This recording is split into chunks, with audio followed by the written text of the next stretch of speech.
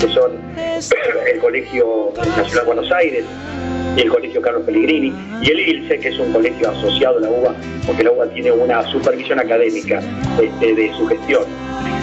Pero en la gestión del doctor Barbieri, en la última gestión del rector, se ha puesto el énfasis de una manera muy importante en el tema de la educación media. Hemos creado 2 colegios técnicos, un colegio técnico agrotécnico en el ámbito del área de paternal, de la Facultad de Agronomía y Veterinaria, y el colegio técnico en informática en el ámbito de la Ciudad de Buenos Aires, en Villa Lugano. Y también el último de los colegios por el ámbito de la provincia de Buenos Aires. La primera vez que la Universidad de Buenos Aires tiene una instancia de su universidad en el ámbito de la provincia, con el Escobar, con el colegio de Ramón Cereijo, que es un colegio de bachiller orientado. Como te das cuenta, estamos hablando de 6 colegios, entonces ya prácticamente es un mini sistema educativo que requería una coordinación aparte desde la universidad, y así se crea el área de la Secretaría de Educación Media. Es muy impresionante. ¿Y tienen proyección para ampliarlo a alguna provincia más, o cómo está viendo esto la UBA? Por ahora no, porque la verdad que ya con esto es demasiado trabajo. Es decir, supongo que en algún tiempo futuro podrá ser, pero por ahora no estamos pensando. Estamos más que nada consolidando los colegios que hemos creado. El colegio Cereijo recién tiene el primer año, la corte del primer año está comenzando.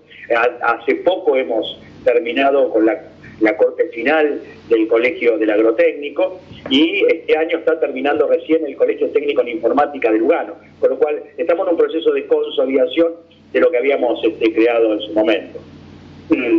Oscar, hay un tema que es ineludible en este tiempo, que es justamente el tema de la pandemia, y nos interesaría saber, conocer, porque uno supone que la cuestión de la pandemia ha generado una andanada de producción académica en relación a cómo pensar la nueva normalidad de la que se habla, y nos interesaría ver cómo la UBA está posicionándose en esto, cómo está planteando, cómo está mirando la pandemia desde un lugar tan importante, ¿no? La pandemia tiene dos características que le son propias. La primera es la emergencia. Surge de golpe, nadie nos avisó de esto, ¿no? Así que lo tuvimos que poner a trabajar con un altísimo grado de incertidumbre. La segunda de la característica es que es extraordinaria, sacando la situación del 2009 con la gripe A, en donde había un medicamento, eso pasó bastante, no inadvertida, pero de manera más simple. Después yo no recuerdo en los años que tengo de vida de haber vivido una situación como la que estamos atravesando, ¿no? Así que por extraordinaria y por emergente tuvimos que salir a resolver un sinfín de problemas que tenían que ver justamente con la educación de este sector, de educación media, que es tan complejo porque estamos trabajando con adolescentes, no solamente aquellos que están atravesando el ciclo de la educación media, el nivel secundario, sino aquellos que están ingresando. Te recuerdo que algunos de nuestros colegios tienen ingresos meritocráticos muy complejos, como la Ciudad de Buenos Aires, el Carlos Pellegrini, también el agrotécnico tiene un examen de esas características, y esta es una situación, yo no te digo traumática, pero es realmente estresante para un chico que tiene 12 años. Y atravesar esta situación en medio de la pandemia realmente es un problema muy, muy difícil de atravesar para ellos y para su familia. Nosotros tuvimos que salir a poner paños fríos en principio a esta situación, bajar los niveles de incertidumbre. Hemos hecho lo que se hizo en prácticamente todo el sistema educativo, virtualizar las cruzadas. Ahí tuvimos un plus valor de que veníamos haciendo este trabajo. Nosotros tuvimos un área de tecnología educativa muy importante en la Universidad de Buenos Aires, el CITEP, en donde se venía trabajando para formar y capacitar a los docentes, tanto del nivel medio como de la universidad, en la construcción de aulas virtuales y en la enseñanza virtual. Así que este proceso de capacitación venía de hace años. De hecho, nosotros tenemos en la Universidad de Buenos Aires, a nivel del ciclo básico común, UBA 21, en donde prácticamente ya el 40% de los alumnos que ingresan a la UBA lo hacen a través de educación virtual. no tienen que ir a cursar a las tradicionales sedes CBC. Así que esto nos ha ayudado muchísimo a la hora de enfrentar la pandemia, porque tenía que ver con un nivel de conocimiento previo, a diferencia de otras instituciones que tuvieron que empezar de cero. Nosotros pudimos fácilmente, por ejemplo, el Nacional de Buenos Aires tenía su propio campus, igual que el Carlos Pellegrini, entonces inmediatamente se instrumentaron aulas virtuales en todas las materias y en todas las comisiones. Igual que en el agrotécnico, también. Esto responde parcialmente a mis inquietudes. Está hablando con un padre de una futura estudiante de psicología de la UBA, y justamente charlando sobre esta situación comentábamos, va a ser difícil que comiencen las clases presenciales en cualquier universidad de Buenos Aires. Por lo que me cuenta, parece que esto es por lo menos una estrategia que se está llevando adelante, ¿no? Mira, yo acá te digo, tiene que ver con el alto grado de incertidumbre. Cuando comenzamos en marzo, dijimos, bueno, vamos a hacer todo lo que podamos hacer, pero muchos tenían la esperanza, y yo era uno, porque uno lo veía, esto va a durar marzo, abril, mayo, claro, junio está volviendo. Llegó junio y dijimos, bueno, si acá viene la vacación de invierno, en agosto comienza el segundo cuatrimestre. Hoy nos damos cuenta que esto no es así. Al parecer ya hay el 2020 perdido. Exactamente, al parecer tenemos el 2020 perdido. Si hay algún grado, creo yo, de todas maneras, que va a haber algún grado de presencialidad. Ese grado de presencialidad lo vamos a tener en octubre, noviembre, pero yo seguro que no va a ser para dar clases, va a ser para solucionar algunos problemas, como la terminalidad de quinto año, y, por ejemplo, algún examen de los cursos de ingreso que deberíamos tomar, distribuyendo a los alumnos en diferentes instituciones, podríamos llegar a lograr ese examen presencial que se requiere por un caso para ingresar y por otro caso para promocionar, que es tan importante, y que requiere que sean presenciales. ¿Cómo se resolvería, disculpe Oscar, cómo se resolvería eso con estudiantes ingresantes de las provincias, que sería nuestro caso? Bueno, no, si están, bueno, supongo que si están haciendo un curso acá, el curso en principio no era virtual, el curso era presencial, así que si estaban el curso, más bien que tenían los recursos suficientes como para instalarse de alguna manera u otra en la ciudad de Buenos Aires. Ahora, acá lo que le estaríamos pidiendo es, no quiero que esto quede como que seguro, pero estamos programando para que en diciembre, fin de noviembre, principio de diciembre, se tome uno de los exámenes del conocido curso, del tradicional curso de ingreso del Nacional de Buenos Aires del Pellegrini. Bien. Si no se pudiera hacer, seguro en febrero sí, estaríamos tomando 4 exámenes integrales de las 4 materias del curso de ingreso y punto.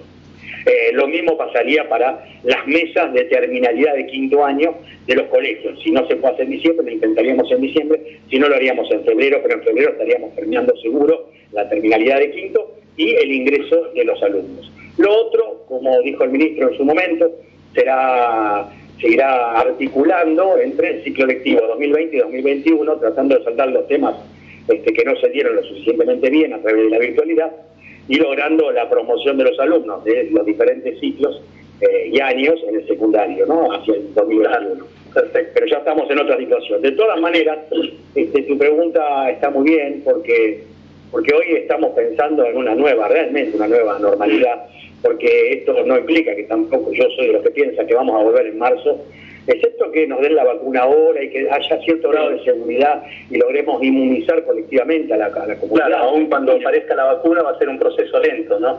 Pero va a ser un proceso lento. Estamos nosotros estudiando los protocolos en cada uno de los colegios. Va a implicar cierto proceder que comúnmente no teníamos.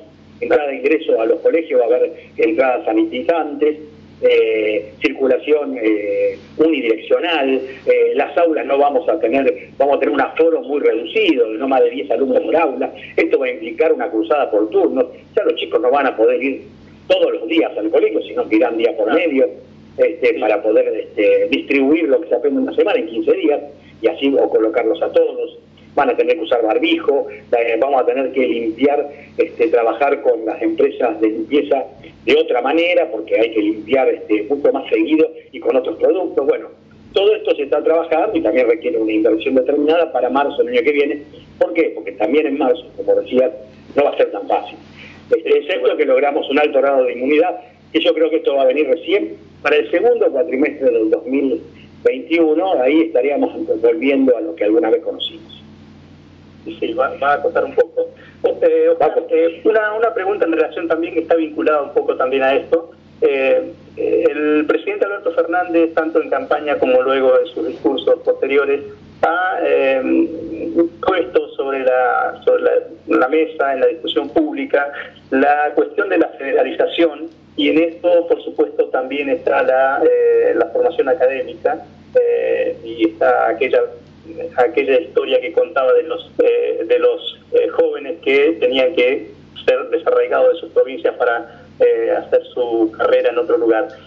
¿Cómo ve este tema? ¿Cómo lo están viendo desde Buenos Aires el nivel de federalización en las provincias? Es que a mí, desde el punto de vista educativo, como de cualquier otro sistema, me parece bien. Argentina es un país que está desnivelado, hay un proceso de concentración enorme en la ciudad de Buenos Aires, que para mí no corresponde, y me parece que hubo muchísimos intentos a través de la historia de parar este fenómeno, pero este fenómeno parece que se acrecenta día a día. Si se podría revertir, me parece bien. Desde el punto de vista educativo, por supuesto que tendría que ser así, es decir, tienen las provincias y la comunidad a lo largo y a lo ancho del país tiene que poder visualizar, y nosotros tenemos que lograr los más altos niveles académicos en cada una de las regiones, y que cada uno opte por propuestas educativas que tengan que ver con su región, que además van a tener adaptadas algunas necesidades regionales que de repente en la Universidad de Buenos Aires o en los colegios secundarios del AMBA no se tienen en cuenta. Así que sí, yo estoy de acuerdo con el proceso de federalización. Claro, indudablemente, lo digo para terminar, hay que generar esa percepción en las personas, ¿no? Claro, porque las personas tienen una percepción diferente. Es decir, claro, porque muchos estudiantes se van a la UBA por una cuestión de prestigio y no porque no esté la propuesta en su provincia. Exactamente, y ese prestigio hay que generarlo en cada una. En cada provincia, claro. Porque también vamos a ser sinceros, esto requiere inversión. Sí, sin duda. Y bueno, tenemos el desafío entonces. Bueno, tenemos a Gustavo también en el aire, Gustavo Guinle, que es el coordinador jurisdiccional de las Olimpiadas de Filosofía, una iniciativa increíble que me parece que es fundamental para este tiempo, hacer de la filosofía una praxis, digamos, cotidiana, y un poco no quitarla, pero sí traerla de los ambientes académicos a las realidades jurisdiccionales, provinciales. Y así que no sé si Gustavo está por allí y quiere también intervenir y por alguna pregunta. Aquí estoy, los saludo, secretario, buenos días. Buen día. Agrego solamente una pregunta, veníamos escuchando muy atentamente, siguiendo también alguna repercusión en una de las redes y bueno, de alguna manera esto que se va enunciando como federalización, pero también mirada una UBA que tiene un área de educación media, pero también a través de la Olimpiada de Filosofía está llegando a muchísimas escuelas. Por ahí me parece que sería interesante para nuestros oyentes si nos cuenta un poquito de la Olimpiada de Filosofía que además pudo avanzar en medio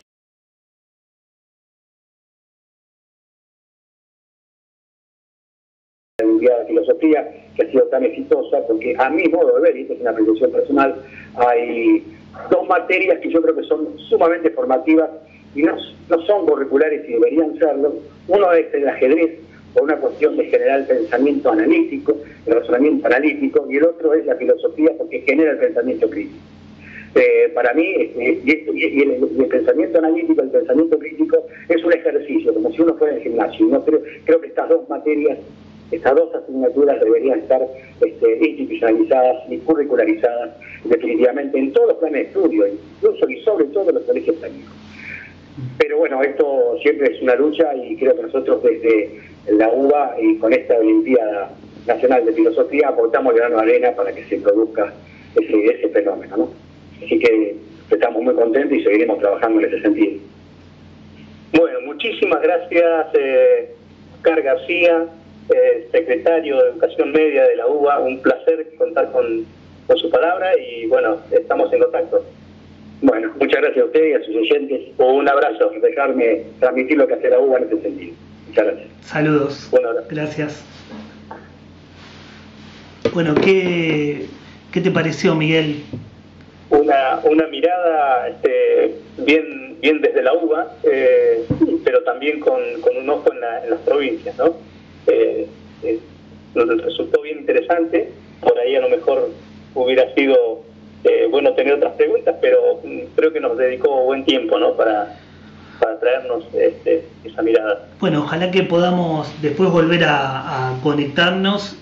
También hay una cosa que me dejaba pensando todo lo que nos contaba, y es que estamos en medio de una coyuntura que cambia en un periodo corto de tiempo, ¿no? Sí. Entonces Sí. hay temas que son respondidos en el aquí y ahora, y a lo mejor en un tiempo más serían, bueno, hay que seguirlos, ¿no? Ver cómo evolucionan. Tal cual. Evidentemente la incertidumbre no es el monopolio nuestro solamente, está en todo el país, en todo el mundo, y bueno, es bien interesante, me resultó bien interesante que una institución tan prestigiosa tampoco tiene claro cómo en este contexto seguir, ¿no? Hay determinados mecanismos, estrategias de cómo avanzar, sin embargo están, como todo el mundo, remando en dulce de leche, viendo cómo sortean esta coyuntura.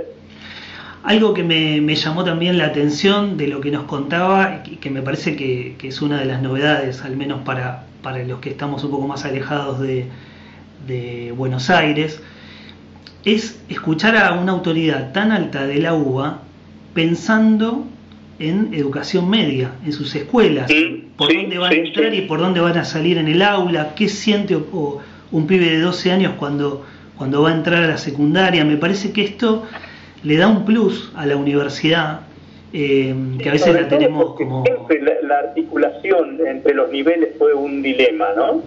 Y ni hablar de la articulación entre las universidades y el nivel secundario, un tema que yo estimo que no es solamente en nuestra provincia, pero que ha sido todo un desafío siempre para los ámbitos académicos, y bueno, indudablemente la UBA tiene en esto un camino hecho, y pese a eso, bueno, no puede abarcar mucho más de lo que ya está, por lo que comentaba, ¿no, Oscar?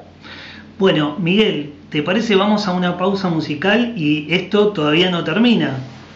No, disculpame, otra cuestión que me resultó bien interesante, Sí. Esto de poner ajedrez como asignatura. Sí. A ese punto yo no había pensado el ajedrez, sí lo había pensado como una instancia importante, como un ejercicio bien importante en términos de razonamiento, pero pensarlo ya incluido en currículum sonó bien interesante. Bueno, ¿te parece? Vamos a una pausa musical, pero ¿qué sigue en el siguiente bloque? Bueno, seguimos, vamos a entrevistar a Marcelo Lobosco, que es el coordinador nacional de las Olimpiadas de Filosofía. Director nacional. Bueno, seguramente vamos a... Director nacional. Marcelo Director Lobosco. nacional. Sí, el doctor Marcelo Lobosco. Director nacional. Vamos entonces a una pausa musical. Nuestro musicalizador Joaquín, le agradecemos también la ayuda técnica.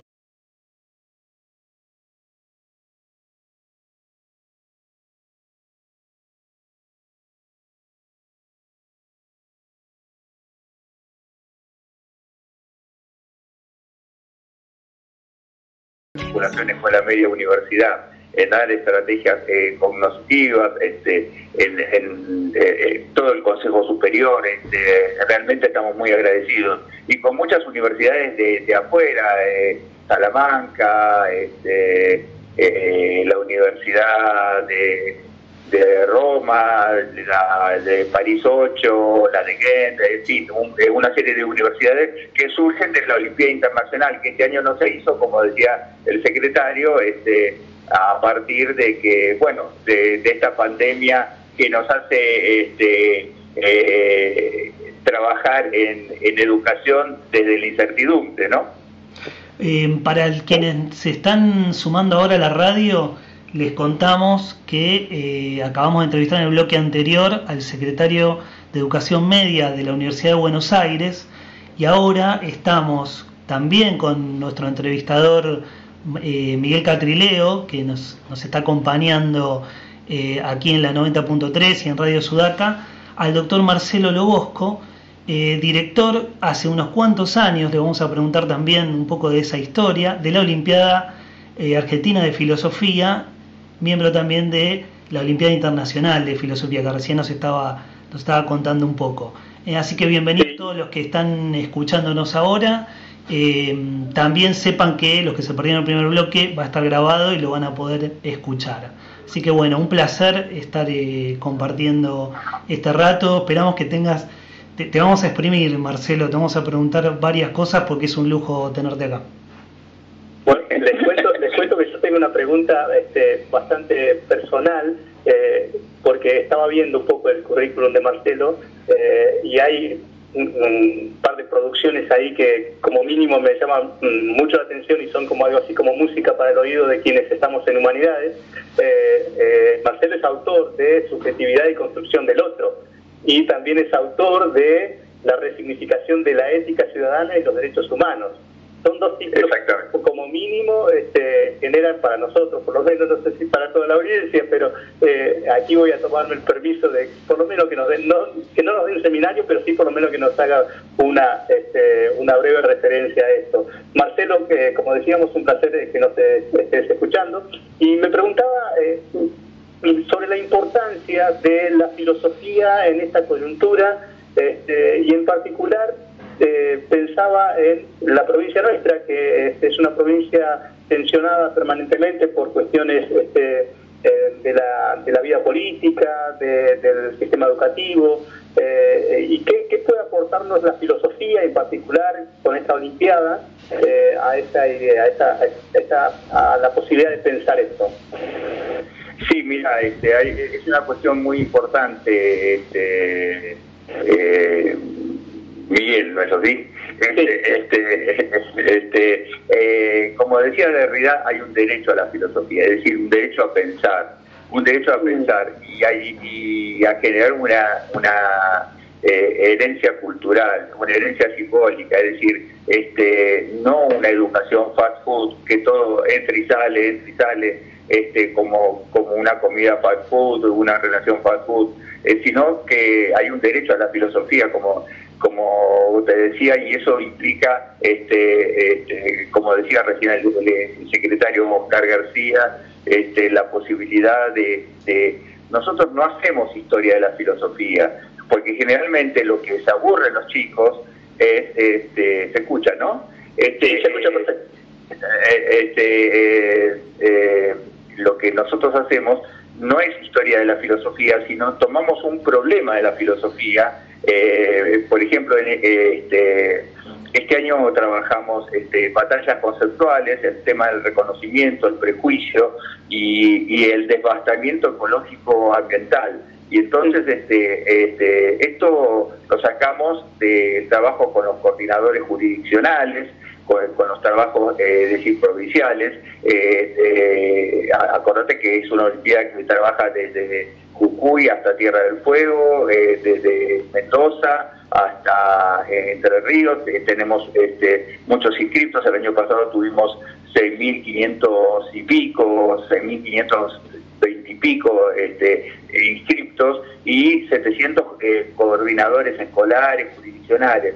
El tema es, como dice Edgar Morán, trabajar desde la incertidumbre, como se afirmaba recién con el secretario. Y la UBA, bueno, viene trabajando asiduamente, tenemos mucho apoyo de las autoridades, y el tema es que hay un derecho a la filosofía, y en realidad es un derecho humano, es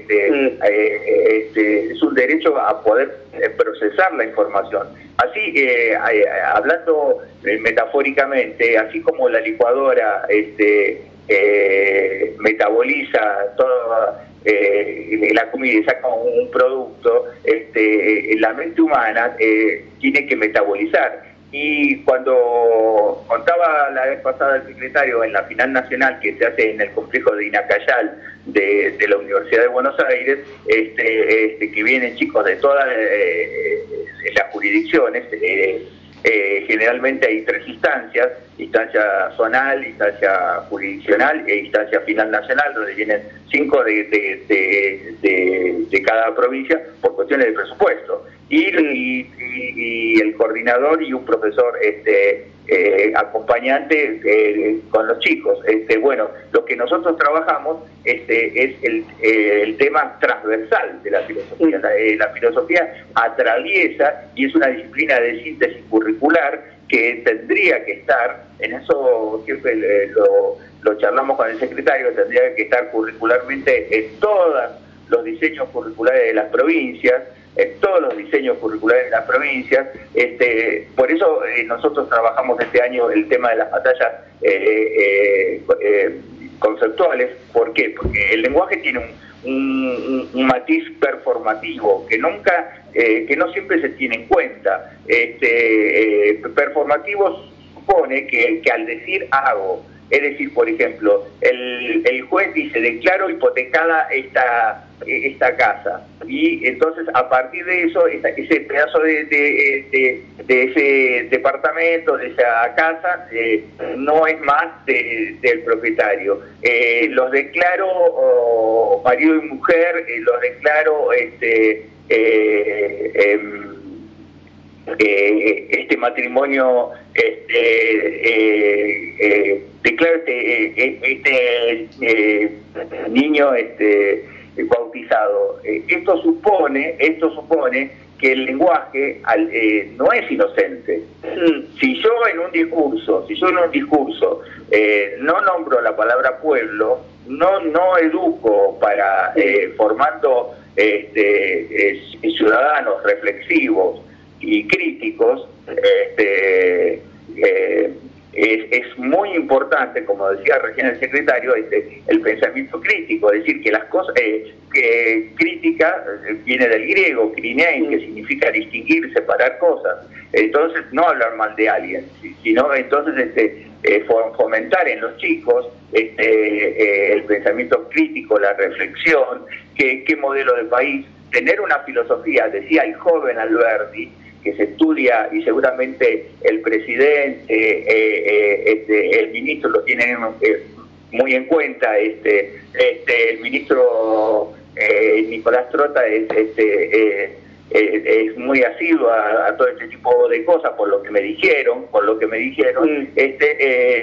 es muy importante tener una filosofía, decía el joven Alberti en el fragmento preliminar al estudio del derecho, tener un concepto de nación, es decir, tener un concepto de industria, tener un concepto de comercio, tener un concepto de tecnología propio, con valor agregado propio. Como hablamos siempre con la gente de económica, desde el rectorado tenemos posibilidades de hablar con distintas universidades, facultades, y con distintas universidades. Trabajamos con la Universidad de Cuyo, con la Universidad de Córdoba, la Católica de Córdoba, con la del Litoral, con la Universidad de Salta. Trabajamos con muchas universidades que esto supone que hay un derecho a pensar, y la filosofía atraviesa el diseño curricular. Por ejemplo, si vos tomás el tema de la inmigración, lo podés ver, y yo lo he practicado siendo profesor secundario, tomás el tema de la inmigración de los 80 o la latinoamericana que vino a partir del 2003, y lo puede ver desde literatura, desde historia social, desde filosofía, desde distintas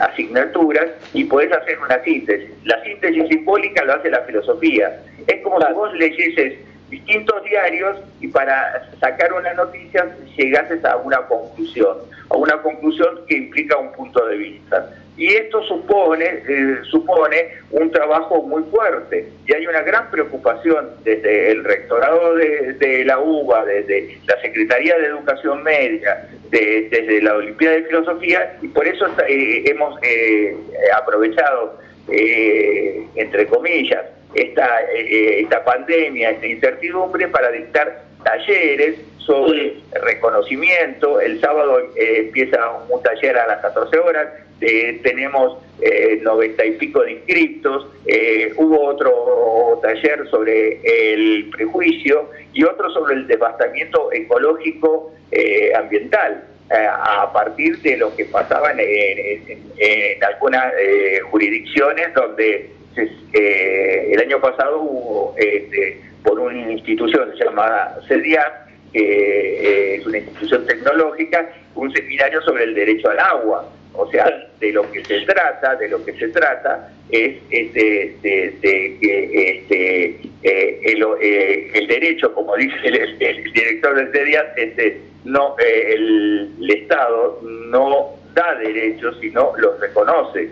Entonces es muy importante que los futuros ciudadanos tengan, como dice la UNESCO, una educación filosófica, y nosotros venimos ininterrumpidamente, gracias al esfuerzo de la UBA y todas las instituciones que nos acompañan, la UNESCO, la Sociedad Mundial de Profesores de Filosofía, etcétera,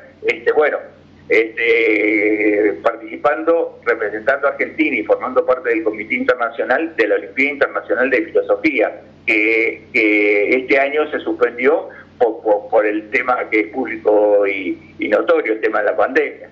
Tal cual. Marcelo, hay algo extraordinario en la filosofía, que es esto de poder ayudarnos a cuestionar los lugares comunes, poner en tela de juicio el sentido común, desnaturalizar determinados mecanismos, actitudes, acciones que se instalan en la sociedad como naturales y no son naturales. Es decir, no es natural, hablando de devastamiento, no es natural que una multinacional quite la riqueza de los pueblos y deje vaciado a los pueblos, y que eso se entienda meramente como una cuestión de negocio, mercado, sin ninguna consecuencia con la vida. Y la filosofía en esto me parece que aporta la posibilidad de reflexionar sobre estas cuestiones, y en este sentido me parece que es muy potente que una Olimpiada de Filosofía pueda tener la relevancia que tiene, ¿no? Especialmente las nuevas generaciones que necesitan de esta posibilidad de pensar la realidad y sus realidades en cada uno de los lugares donde viven. Sí, absolutamente.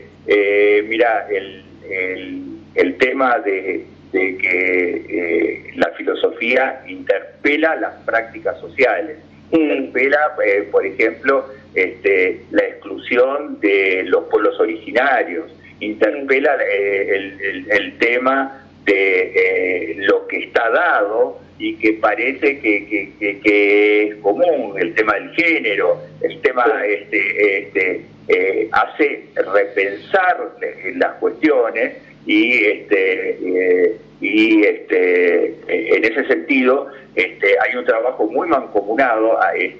El secretario de Educación Media antes fue secretario de Extensión, hizo una gestión extraordinaria en eso, y desde ahí, desde Extensión nos llevó a Educación Media, porque le pareció que la filosofía toca las prácticas sociales. O sea, si no se hace historia de la filosofía, Sócrates, Platón, Aristóteles, 20 gotas antes de cada comida, sino que se toca las prácticas sociales y se interpela buscando humanizar las prácticas Sí, también se quita de esta manera, también se quita de esta manera la filosofía de aquel lugar, de la élite o de los ámbitos académicos, y se la convierte en una praxis, ¿no? En la vida real. Absolutamente, en una práctica teórica, que incide, imagínate una propaganda de una cerveza conocida. Nosotros, yo la estaba pensando los otros días, después apareció la propaganda. Saber y sabor dan lo mismo. El tema es que el saber de sabor, que la gente incorpore las estrategias cognitivas.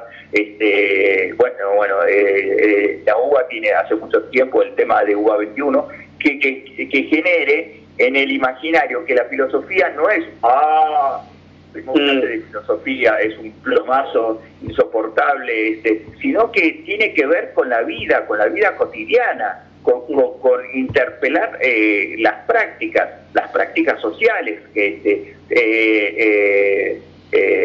ver en qué medida se defienden, por ejemplo, los derechos humanos, el derecho al agua, el derecho, te decía, los nuevos derechos que aparecen cuando no se tiene una lógica solamente de costo-beneficio, sino que se busca ciudadanos reflexivos y críticos. Y eso tiene que ver con la educación filosófica. Tal cual. Marcelo, entiendo que las Olimpiadas tienen una historia y en esa historia se dan instancias jurisdiccionales, nacionales, internacionales, para que los oyentes, especialmente los jóvenes que ante estas propuestas se sientan convocados, podemos contar de qué ocurre con esas producciones, porque entiendo que son producciones que se van dando en las distintas jurisdicciones y luego en distintas instancias, y que se constituyen en un conocimiento ya, ¿no? En un saber producido desde distintas realidades. ¿Qué ocurre? ¿Hay una sistematización? ¿Hay algo que... ¿Cómo sigue eso, digamos? Mira, acá hay dos cuestiones que... lo primero, que cuando la persona grita o utiliza la violencia, el taller que viene es el reconocimiento versus la violencia, ¿sí? Y ya tenemos más de 90 inscriptos.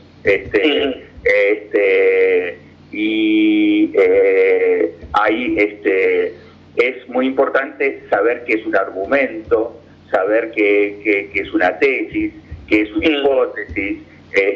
O sea, en la primera instancia les enseñamos todo ese tipo de cuestiones a partir de textos que son pretextos. La segunda instancia ya supone un pensamiento que reforzamos eso, más un poquito de fomentar la creatividad para no inventar el zapato, la rueda, el fuego, y finalmente en la última instancia hay dos preguntas de argumentación y una de pensamiento propio, pero que ya supone un background de los estudiantes que la coordinadora general del predio de Inacayal, Patricia Pasalacqua, se quedaba asombrado que 120 chicos con 40, 50 profesores, y los chicos estaban todos tranquilos, y la primera vez que el secretario le dijo, voy a llevar 120 chicos, dijo, pero esto va a ser un lío bárbaro, y estaban todos leyendo, reflexionando, pensando, encontrando gente en común. Y en segundo lugar, formar líderes que no necesariamente tienen que seguir filosofía, sino que sigan ingeniería, sigan matemáticas, sigan derecho, puedan tener una visión humanista. De hecho, hay uno de los que participó en la internacional, que salió segundo en una de las internacionales que se hicieron, que hoy es secretario académico de un departamento de la UBA. O sea, hay muchos exolímpicos que están trabajando, hay exolímpicos que están trabajando ayudando a los profesores como instructores en el Chaco, y hay un equipo, hay un equipo fuerte, Juan Nigri, Virginia Llagen, Victoria Villa, hay todo un equipo, Facundo Tórtola, hay todo un equipo, Sergio, nuestro diseñador, hay todo un equipo, Florencia Santagata, hay todo un equipo que fomenta, fíjate vos, qué poquitos que somos, seremos alrededor de 8, una cosa así, y que trabajamos para el país en la producción de material didáctico, en la producción de fichas de articulación, en la producción, y este año trabajando a full, gracias a Dios la UBA tenía todo un background a partir de UBA 21, de tecnología educativa, y nosotros venimos trabajando con tecnologías digitales, con los coordinadores escolares, con los coordinadores jurisdiccionales, con nuestro equipo. Ahora yo después a las 12 tengo una reunión con parte del equipo, y que son instancias muy fundamentales. De hecho, hay gente que tiene una formación realmente que no queremos formar filósofos, sino formar gente que piense dentro de un oficio o de una profesión, pero gente que piense, que pueda reflexionar, que pueda no pensar en tácticas, sino en estrategias a largo plazo. Tener una filosofía, decía Alberdi, es tener un concepto de nación. Y esto es importante. Y si me dejas decir una cosita, sería muy importante que acá en Argentina fuese como en Francia, que se formase una carrera de formación de los dirigentes. Una carrera de formación, como en Francia hay una carrera de 4 años de formación de los dirigentes. Sería muy interesante que sepan un montón de cosas, y no por ser muy populares en el deporte o en algún área lleguen a un cargo, sino que así como uno se tiene que especializar para una carrera, y en los diseños curriculares incorporar el área de filosofía como materia problemática y como disciplina de síntesis, tanto curricular como historia social. Que él decía que la filosofía es una época puesta en concepto, y muchas veces uno no tiene conciencia de lo que pasa en un momento histórico, y esto es realmente muy interesante. Y ustedes, los periodistas, en ese sentido es muy importante. Yo el otro día hablaba con un periodista muy conocido, que le dije: mira, en lugar de hacerme un reportaje vos a mí, yo te lo hago a vos. ¿Por qué generalmente preguntan sobre el instante? O sea, ya estamos en el pico, ya esto es así. ¿Por qué no hacen preguntas más estratégicas, con más horizonte de sentido? Tal cual. ¿No? Como ustedes que se están ocupando y preocupando sobre el tema educativo, lo cual supone una ética del compromiso. Sí, tal cual. Y bueno, la coyuntura siempre tiene la tendencia a absorber cualquier razonamiento, y la verdad que la filosofía nos invita siempre a pensar más allá, ¿no? Un joven entonces que hoy podría estar pensando una Olimpiada de Filosofía, bueno, tiene esta posibilidad. La Olimpiada de Filosofía le da la posibilidad de poder reflexionar, desarrollar la capacidad reflexiva y a la vez participar en instancias de debate, discusión, construcción de conocimiento en distintas áreas, y bueno, eventualmente llegar a instancias nacional, internacional, producir texto, es decir, ser un generador de conocimiento también. Me parece que es un muy interesante. Exactamente, es muy importante que se haya elegido Alemania, Estados Unidos y Argentina para probar una vacuna. Es muy importante. Esto es un desarrollo del CONICET, es un desarrollo de la ciencia, y es muy importante que los chicos puedan decir un leve aviso parroquial, que es la página de la Olimpiada, porque todavía se pueden inscribir hasta fines de agosto. Tal cual. Si me permitís, www.olimfilo.uva.ar.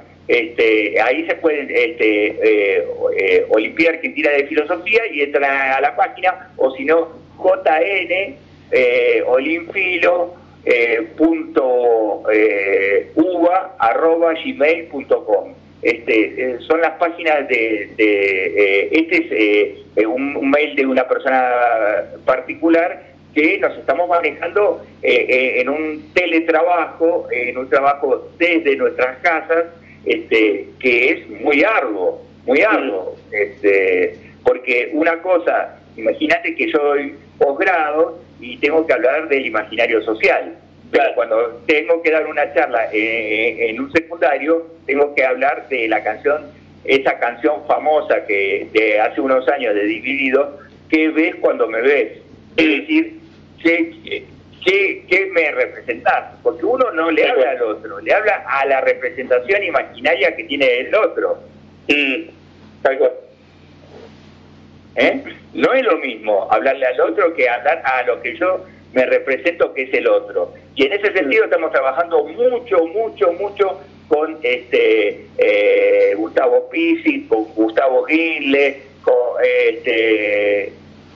Magalí de la Universidad de Cuyo, de distintas universidades, que generalmente la segunda instancia la hacemos en universidades. Desde ahí la UBA trabaja con distintas universidades y yo soy profesor invitado en la Universidad de Salamanca, donde hemos hecho bastantes videoconferencias con Leonardo Harper desde la Facultad de Ciencias Económicas de la UBA, con Salamanca, con Valladolid, con París 8,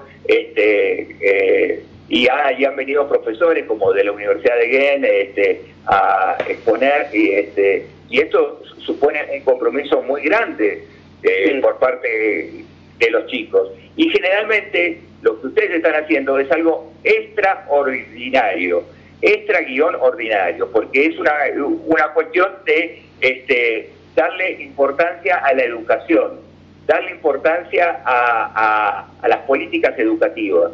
Y esto no es hacer una pregunta solamente sobre, bueno, ¿cuándo empiezan las clases? ¿Cómo van a empezar las clases? Sino cuál es el proceso que nos va a llevar a un desarrollo como país.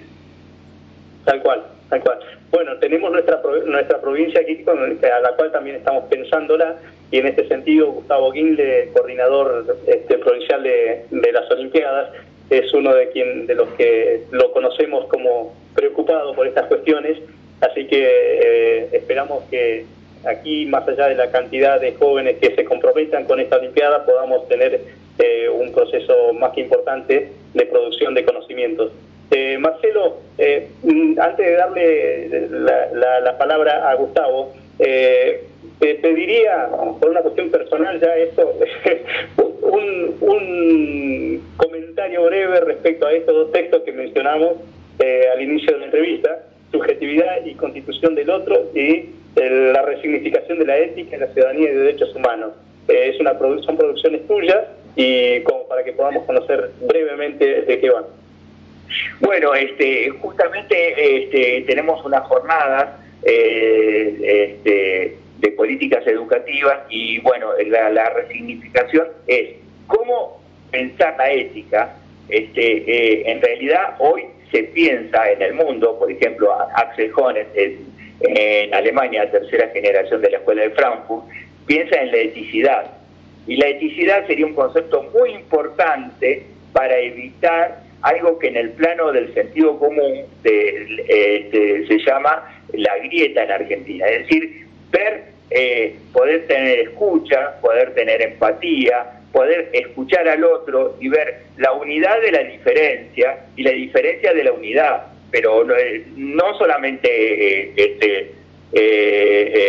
ponernos y encerrarnos en nuestros prejuicios, ¿sí? Y tomar, bueno, entonces la resignificación de la ética, la ciudadanía, porque la ciudadanía supone, hay un libro muy interesante de una autora, Tartakovsky, que habla de por qué los estados a nivel mundial, no a nivel acá, y con esto de la pandemia se está repensando tanto en la Unión Europea como en Argentina, como en Estados Unidos, ¿por qué los estados no siempre satisfacen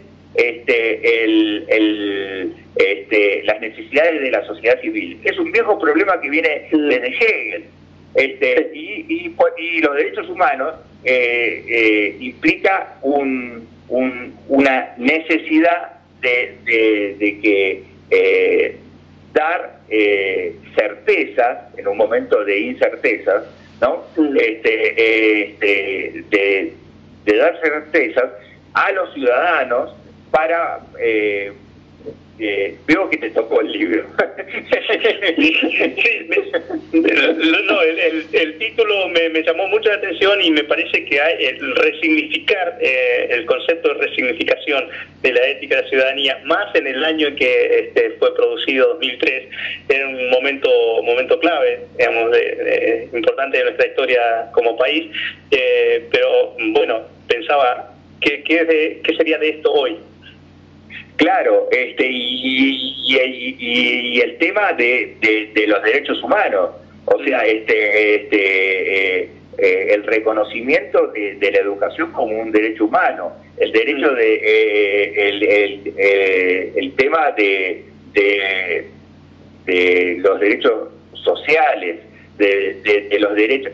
Una cosa es la política como voto, y otra cosa es la política como el sistema de vida. Es decir, como dice, cuando uno va a comprar una empanada, la sacralidad de los religiosos es la dignidad de los laicos. Supone tomar al otro como fin y no como medio. Tal cual. Y esto supone. Y lo último que te quería decir es que en realidad cuando uno dice vamos a tomar una cerveza, vamos a tomar un café, en realidad la Olimpiada es un pretexto para un texto. ¿Cuál es el texto? La realidad. Pensar la realidad y resignificar la realidad. No buscamos solamente que una especie de competencia entre chicos, quién produce más, sino que los chicos aprendan el goce de pensar, el goce de, así como uno tiene el goce de ir a hacer un deporte, el goce de pensar, el goce entonces, decir vamos a tomar la cerveza, el significado no está en el tomar la cerveza, sino en lo que va a suceder en ese instante de tomar la cerveza, que es la reflexión, el diálogo, lo que se construye en ese vínculo, ¿no? Exactamente, Manuel. Entonces, hacer la Olimpiada supone tratar de pensar con otro, y sin un otro uno no puede, si no es monolingüismo de los monótonos, de la secta de los monótonos, como diría Borges. El tema es pensar con otro, y pensar con otro supone ver que el otro puede pensar diferente, pero tener la escucha, no el oído, la escucha, la empatía, la posibilidad de generar una inclusión de todos los excluidos del sistema, que en ese sentido justamente esta es la política educativa de este momento, y es muy importante. Bueno, Marcelo, la pregunta más importante ahora, porque la va a hacer Gustavo. Estamos con Gustavo Guínez también, y el que hace las preguntas importantes es Gustavo. Así que, Gustavo, ¿estás por allí? Sí, por ahora, en realidad estaba tomando nota, les digo, de los dos. No, yo quería preguntarte algo muy, muy puntual. Sé que nos van a quedar cosas en el tintero, pero al oído, al sentir comunitario, territorial, cuando se lee la temática de esta 24ª Olimpiada Argentina de Filosofía, sobre todo el último eje, que es devastamiento ecológico-ambiental, nos resuena. A ver cómo explicarlo, cuando hay una experiencia fuerte, dolorosa por muchos momentos, de mucha lucha, de mucha historia, a veces faltan palabras, ¿no? Y a veces los medios hegemónicos, los poderes que por supuesto están deshumanizados, le ponen palabras que tapan, ¿no? Que, qué sé yo, dicen desarrollo, dicen desarrollo económico, etcétera, pero ignoran otras cosas. Entonces, escuchar devastamiento ecológico ambiental es muy fuerte. Yo quería preguntarte, ¿cómo eligieron este eje? Que nos puedas contar un poco de eso, ¿no? Porque resuena muy fuerte aquí para nuestras comunidades. Y mira, esto tiene que ver con todas las marchas que hubo en Mendoza, en San Juan, llevados desde el mundo prefilosófico al imaginario social. Todas las marchas, toda marcha dice algo. O sea, la acción es texto, significa algo. Y de eso hay que ponerlo en concepto. El gran problema que tenemos muchas veces los intelectuales es no poner en concepto lo que pasa en las prácticas sociales. Y las prácticas sociales es muy importante. El secretario tiene un proyecto de prácticas sociales educativas muy interesante, muy relevante en el Consejo Superior. No sé cuándo se pondrá en práctica, pero es muy importante poner la palabra. Hay un texto de Judith Butler que habla de la pérdida de los derechos que empiezan en 2014 en Grecia. Nosotros estamos muy vinculados a la Universidad de Patras de Grecia, a la Universidad de Münster de Alemania, a la Universidad de París 8, París 3, París 1, y entonces nos parece que hay que nombrar las cosas por su nombre, no hay que encubrir la realidad, ni tampoco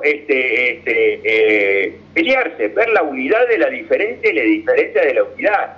Nosotros lo que buscamos, nuestra utopía, es una integración simbólica, que se piense en que nosotros no somos objetos, sino productores de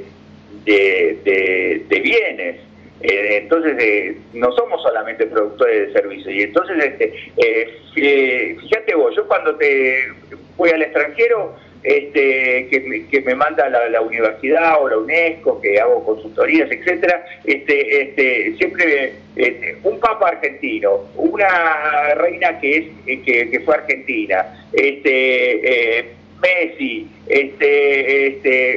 Borges, Cortázar, y por qué no hacer una cuestión de colectivamente. Los argentinos de a uno somos brillantes. El tema es colectivamente, pensar colectivamente, pensar en colectivo. Y entonces esto es muy importante, y el devastamiento tiene que ver con ciertas prácticas de vernos desde afuera como objetos, ¿no? Entonces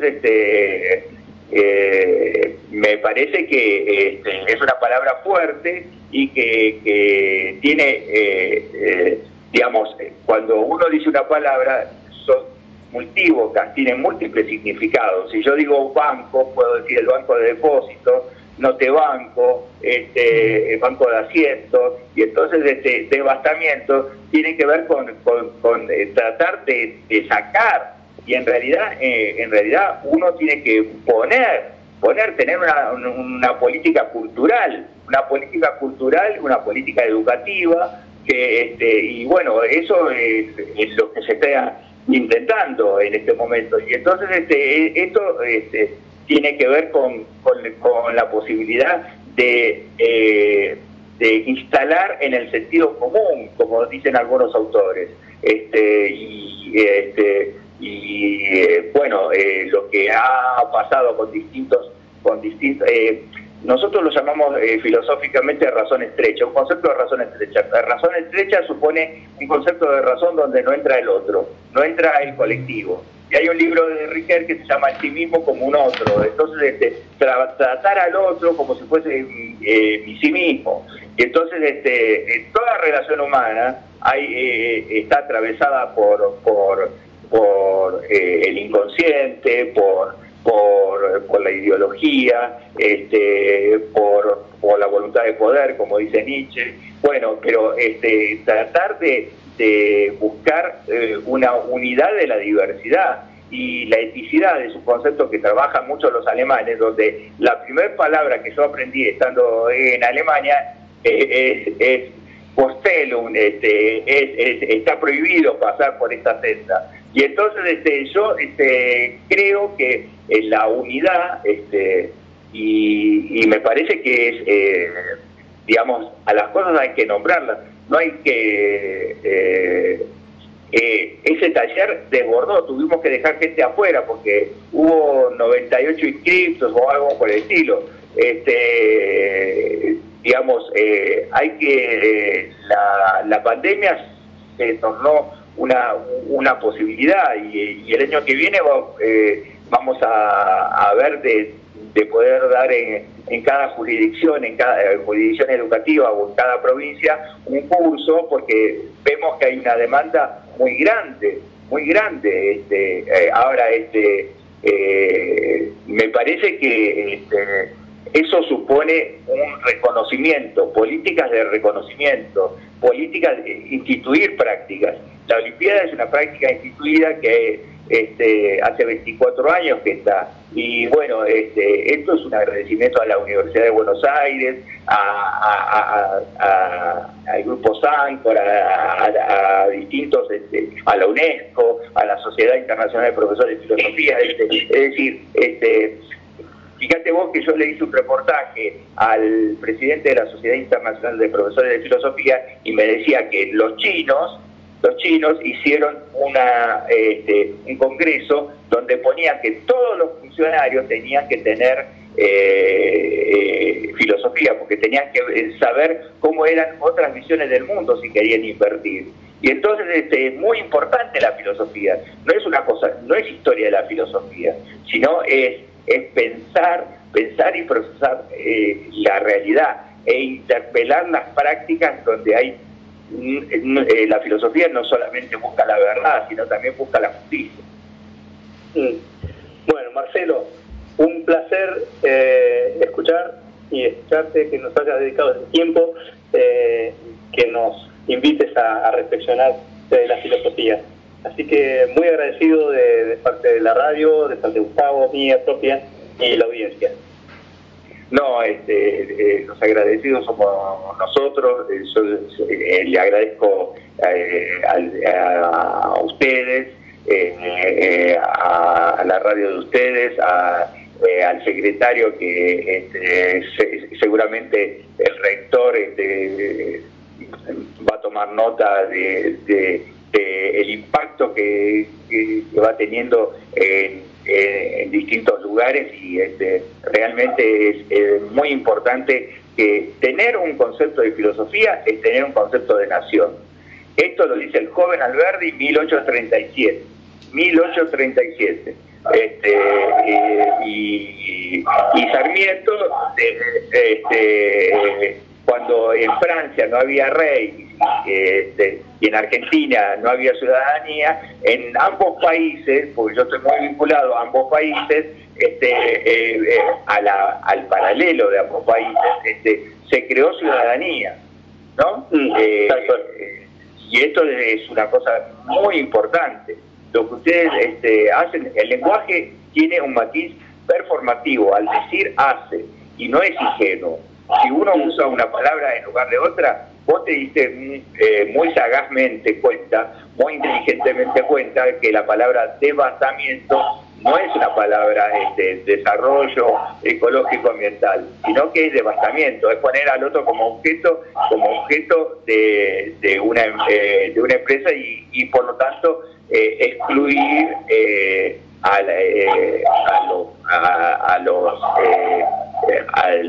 los pueblos originarios, la cuestión de género en distintos lugares.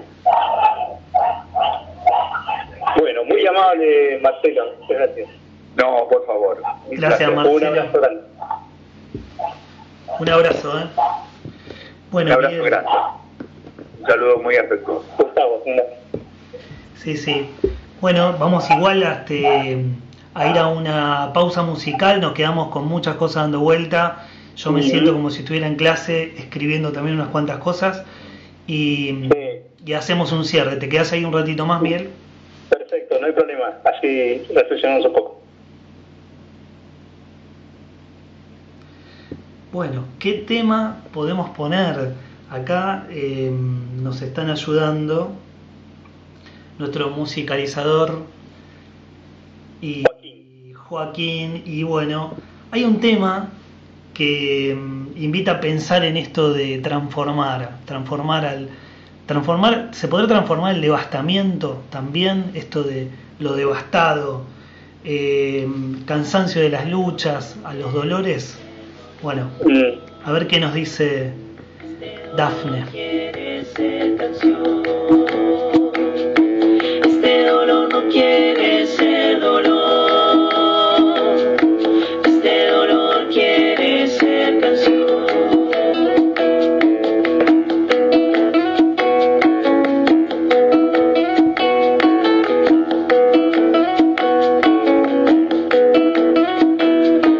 Una canción, un barril en pie. Una ilusión, un arco iris en la piel. Una caricia, una sonrisa, una verdad. Una esperanza, un grito ardiente de libertad. Este dolor no quiere ser dolor, quiere transformarse en flor y aromar de sol es mi camino. Este dolor no quiere ser dolor, quiere transformarse en flor y aromar de sol es mi camino. Este dolor quiere ser canción. Este dolor no quiere ser dolor. Este dolor quiere. Bueno, ahí estaba Dafne Usorach. Después les vamos a pasar el tema completo para quienes lo quieran conocer. Bueno, Miguel, tus palabras finales para darnos un cierre a esto que se nos hizo más largo, la verdad fueron muy generosos. Sí, en eso sí, estuvieron muy generosos, con muchas ganas de hablar. No, como reflexión final, esto que siempre hemos charlado con vos y con distintos compañeros con quienes continuamente nos cruzamos, la importancia de generar espacios de reflexión, y esos espacios de reflexión, pese a la dificultad, me parece que tienen una potencialidad enorme en función de pensar y repensar la realidad, y pensar y repensar el futuro también, ¿no? Y la Olimpiada de Filosofía me parece que es una propuesta a eso, a esa empresa tan dificultosa de generar pensamiento crítico, de generar reflexión y de generarlo en las nuevas generaciones, ¿no? Que tendrán ante sí un desafío enorme de construir una nueva realidad, un nuevo sistema, si se quiere, en función de ver cómo sigue esta situación a nivel mundial. Eso, de poder poner en valor esta propuesta de las Olimpiadas de Filosofía, en tanto es una posibilidad de pensar y reflexionar sobre las grandes temáticas que tenemos como país y como provincia en particular, ¿no? Y si eso logramos hacerlo con algunos jóvenes, si eso logramos construir con algunos jóvenes, me parece que tenemos alguna esperanza, ¿no?, de construir una sociedad más justa, más igualitaria, y bueno, es eso, ¿no? Se trata de eso. Así que mi reflexión es más bien general en ese sentido, no en algún tópico en particular que hayan tomado los entrevistados. Y me parece que el trabajo en el que estás empeñado desde tu lugar como coordinador de las Olimpiadas en la provincia, me parece que es encomiable y a la vez titánico, porque te toca en un contexto, en una coyuntura muy dificultosa para cualquier tipo de emprendimiento y en educación en particular. Así que agradecerte por permitirme formar parte de este espacio y por también permitirme ver la necesidad de avanzar en este sentido. Bueno, vamos con ese cierre que nos diste mucho pie, vamos a contarle a quien nos escucha que hasta el 23 de agosto hay tiempo para inscribirse. ¿Quiénes participan? Bueno, estudiantes que están cursando la materia filosofía, aún en medio de esta condición, de esta realidad tan compleja de nuestra educación provincial, y los profesores de filosofía, las profesoras de filosofía que así lo deseen, que pueden invitar a sus estudiantes, pueden contactarse, lo comentaba el doctor Lobosco, buscando la página, googleándola fácilmente, Olimpiada de Filosofía UBA, o pueden escribir al correo electrónico por Chubut, ch.olimfilo.uba@gmail.com, que modestamente es la coordinación de la provincia, ch.olimfilo.uba@gmail.com. Lo vamos a tratar de poner ahí en las páginas también para que puedan acceder si se quieren enganchar. Y creo que algún lugarcito tal vez podamos conseguir para el taller de ética que va a dictar Marcelo Lobosco, que ya comienza, así que deben quedar muy poquitos lugares. Si alguien está muy interesado, escriba, que es los sábados de 14:30 a 16:30, son 4 sábados, y está medio cerrada ya la inscripción, pero bueno, por ahí algún lugarcito nos enteramos que por ahí quedaba. Así que bueno, pueden comunicarse allí. Yo agradecerte y dejar algunos agradecimientos. Ya agradecimos a nuestros entrevistados y en este caso a la institución que nos visitó. También mencionamos a las 2 radios, así que le vamos a mandar un abrazo a José Pope, Radio Sudaca, que nos cobija también, y la 90.3 Mario, que se vino desde muy temprano de la mañana a acompañarnos y todavía está luchando contra el frío, y Joaquín, que estuvo en los controles también acompañándonos y con la musicalización. Un abrazo enorme para Joaquín, un ídolo. El Joaco nos ayudó y nos acompañó durante todo este tiempo. Yo agradecerle también al equipo directivo de la Escuela 776 Emanuel Puebla Pires, donde está instalada la radio CAJ, a Andrea Villar, Roberto, que vino a abrirnos, Emiliano, su director, Emiliano Allen, y Marcela Rossi. Así que bueno, saludos a un montón de gente, espero que no nos quede nadie afuera.